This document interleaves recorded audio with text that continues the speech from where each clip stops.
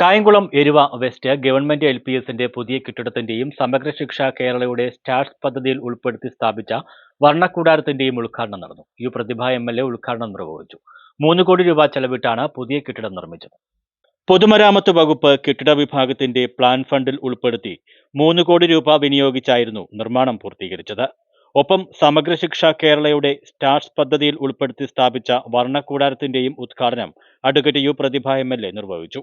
2021 കഴിഞ്ഞ നഗരസഭ വന്ന 2020 2021 ഭരണാനുമതി കിട്ടിയ ഒരു പദ്ധതിയാണ്.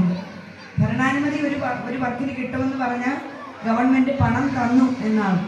അതിനുശേഷം സാങ്കേതിക അനുമതിയും ടെൻഡറും ഒക്കെയായി പോകുമ്പോൾ കുറേ നടപടിക്രമങ്ങളുണ്ട് ഒരു വർക്ക് കൊണ്ടുവരാനായിട്ട്. ഒരുപാട് പെയിൻ ഉണ്ട് ഒരു വർക്ക് വരാൻ. ലക്ഷ്മിക്ക് കൃത്യമായിട്ട് അറിയാം ഈ മണ്ഡലത്തിൽ ഓരോ വർക്കിലും ഞങ്ങൾ എത്രത്തോളം സ്ട്രെയിനാണ് എടുക്കുന്നതെന്ന്.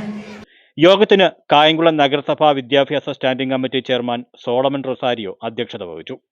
6500 ചതുരശ്ര അടി വിസ്തീർണത്തിൽ 2 നിലകളിലായി നിർമ്മിച്ചിരിക്കുന്ന കെട്ടിടത്തിൽ 6 ക്ലാസ് മുറികൾ, ഭിന്നശേഷിക്കാർക്കടക്കമുള്ള ടോയ്ലറ്റുകൾ, വരാന്ത, അസംബ്ലി ഹാൾ, റാമ്പ് എന്നീ സൗകര്യങ്ങൾ ഉൾപ്പെടുത്തിയിട്ടുണ്ട്.